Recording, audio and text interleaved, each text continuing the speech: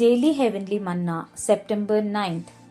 The chosen text from Philippians chapter 2 verses 15 and 16. That ye may be a blameless and harmless, the sons of God, without rebuke, in midst of the crooked and perverse nation, among whom we shine as lights in the world, holding forth the word of life. It is the duty of every child of God to be very active in the dissemination of the truth and in letting His light shine and in keeping it trimmed and burning. Trimmed and burning, what does it mean?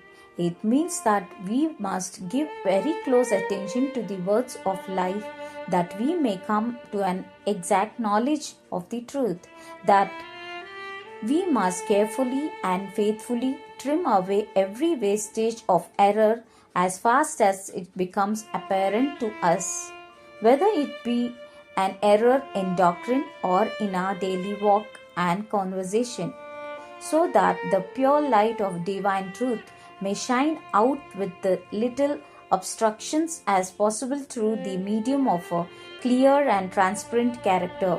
Reprint number 3243. Amen. Welcome back to the Deep Dive. We're here to sift through some really compelling ideas and bring the insights straight to you. Today, we're diving into Daily Heavenly Manna.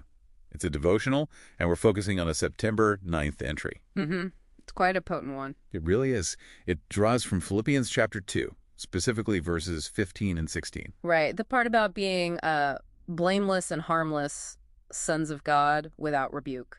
Exactly. In the middle of the text says, a crooked and perverse nation. And shining like lights in the world. Yeah, holding forth the word of life. It paints such a strong picture.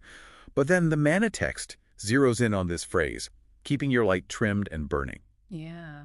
What does that actually mean, in practical terms? Well, what's great is the source doesn't just leave you hanging there. It defines it. Okay. It gives two sort of key components for keeping that light bright and clear. What's the first one? The first is all about pursuing knowledge, but not just any knowledge, exact knowledge. It says we need to give very close attention to the words of life so we can come to an exact knowledge of the truth. Exact knowledge.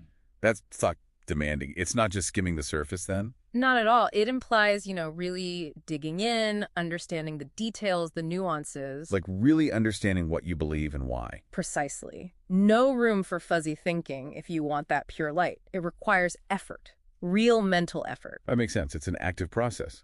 So if getting exact knowledge is step one, what's step two for keeping the light trimmed and burning? The second part is about actively removing error.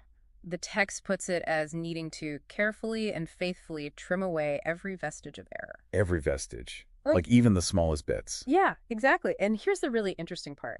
As fast as it becomes apparent to us. So it's immediate. No procrastination when you realize something's off. Right. It suggests this ongoing vigilance, and it clarifies what kind of error, too. It says, whether it be an error in doctrine or in our daily walk in conversation. So it covers both. What we believe are doctrines and how we actually live and talk day to day. Exactly. It's holistic. Your beliefs and your actions need that same careful trimming. That's quite a high bar. Constantly examining beliefs and behavior. It is. It requires honesty, humility, that willingness to see where you might be wrong, either in a big belief or just, a habit you have. A bad habit, maybe, or a way of speaking that isn't quite right. That daily walk and conversation part really brings it down to earth, doesn't it? It's not just abstract theology. Yeah, definitely. So you got this intense focus on getting truth exactly right, and then this constant work of trimming away any error you find in belief or action. What's the ultimate point of all this effort, according to the source? Why go through all that trouble? Well, the text connects it all back to that shining light idea. The goal is so that the pure light of divine truth may shine out with as little obstruction as possible. Oh, removing obstructions. Yes, through the medium of a clear and transparent character. Wow, a clear and transparent character. So it's about becoming this clear vessel so the truth just shines right through you without anything blocking it or distorting it. That's the idea. Your inner knowledge and your outer life align, making the truth visible and hopefully attractive to others. Less static, you could say. Right. Less static. I like that.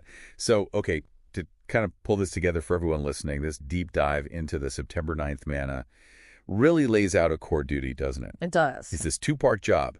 Go hard after the truth, the exact truth, and at the same time, be ruthless almost in cutting away anything that's not truth, whether it's a wrong idea or a wrong action. Diligently and continuously. All so that your light, the truth you hold, can shine out clearly.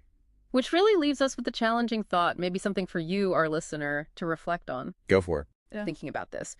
What vestiges of error, what little bits of inaccuracy or maybe inconsistency might you need to identify right now? Is it in a belief you hold, a doctrine? Or is it somewhere in your daily walk and conversation, how you interact with people, how you behave? What needs trimming away, as the text says, as it becomes apparent, so that your unique light can shine brighter with less obstruction? That's a powerful question to sit with, finding those things as they become apparent. Yeah. It really emphasizes that ongoing awareness, doesn't it? Absolutely. It's not a one-time fix. It's a constant process of refinement, something to keep reflecting on.